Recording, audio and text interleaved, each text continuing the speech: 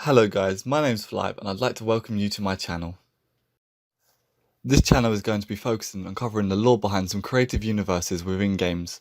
My main focus is going to be exploring Riot's incredibly detailed universe they've created within their long-standing game League of Legends, alongside their card game Legends of Runeterra and more. As a welcome to this channel, for this video I'm going to be giving brief descriptions of all 13 regions within the continent Runeterra.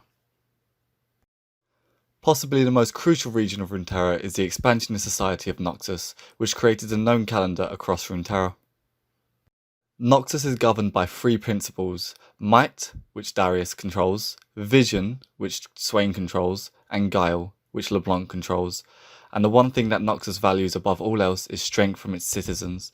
Any citizen can rise through the ranks of Noxus if they prove themselves strong enough. The next region, and a potential threat to the Noxian expansionist empire, is Demacia, who above all else despise magic in any form and serve as a beacon of hope and provide asylum to any looking to escape magical wars. Demacia currently has no ruler after the sudden death of King Jarvan III, however the noble families have yet to approve the young king's son, Prince Jarvan IV, to ascend to the throne. Another region in Runeterra is Targum. Mount Targum is the highest and mightiest mountain in the whole continent, with legendary and mythical properties. Many a wanderer or warrior have looked to ascend the mountain and reach the summit to attain godlike powers from the heavens above. The next region in Runeterra is the frozen tribal wastelands of Freljord. The native Freljordians suffer some of the most extreme environments in all of Runeterra and fight to survive daily. Once a rallied nation eons ago by three sisters Avarosa, Cyrilda and Lysandra, Freljord is now a tribalistic nation where tribes constantly battle each other to survive. One more region to talk about, and possibly my most favourite and interesting, is the ancient kingdom of Shurima, once lost to the sands but resurrected and prospering as of recent years. Shurima is led by the great Emperor Azir, who has ascended to acquire godlike powers and abolish slavery in the region. Sharing borders with Shurima is elemental mage city of Izalkan in the region Ishtal. Whilst a secluded and secretive nation, the Ishtali mages are famed for their elemental prowess and are one of the cities that frontlined an assault on the Great Void Rift over the ruined city of Acathia. The next region to talk about is Ionia. The realms between the spiritual and material planes of existence in Runeterra are weakest in Ionia, and many natives use this spiritual energy to form incredible feats of strength, albeit they live a mostly secluded and passive lives, with many swearing under oath never to harm another human or nature in general.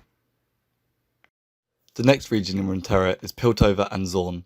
Once united under a single nation, Ostrava Zorn now live in two separate lives, both focusing on invention and moving technology further through Piltover's Hextech or Zorn's Chemtech. The higher half of Ostrava Zorn accidentally flooded the lower half, and ever since the two nations have developed animosity toward each other. By far the creepiest out of all the regions is the little known Shadow Isles, whose spirits haunt any who dare to get close.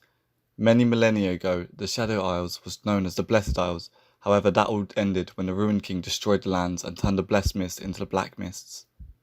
Now souls terrify and haunt citizens across the continent, with the closest target being the bustling trade city of Bilgewater. Speaking of which, the next region I'd like to talk about is the lawless and pirated bay of Bilgewater. Bilgewater is a place where any person can make a fresh start for themselves and not be judged from their past. Once led by the Reaver King Gangplank until misfortune avenged her family and unseated him from power, Bilgewater is in a state of flux while captains decide their dominance over each other. The penultimate region does not exist in the realm of Runeterra, however many speculate certain locations where portals can exist to access this secretive location, and that location is the famed and mythical Bandle City, where the mysterious and weird Yordle race come from. It's sometimes said that Yordles can live for thousands of years and possess many magical properties.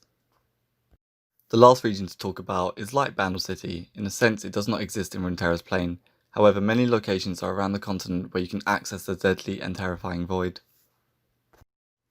Not that any sane mind would want to travel to this dark and empty, infinite void. Ruled by the Watchers, who desire nothing else but to eliminate the world of Runeterra, they summon void-born creatures to learn and terrorize Runeterra, all whilst trying to enter the continent itself. And that's it for this video. I hope you've all enjoyed this quick introduction to Riot's incredibly detailed and amazing universe that they've created and still expanding. I look forward to posting many videos delving into the rich lore behind this universe. I will be uploading every Tuesday and Saturday. Thank you very much for watching, and I hope you're having a good morning, day or evening.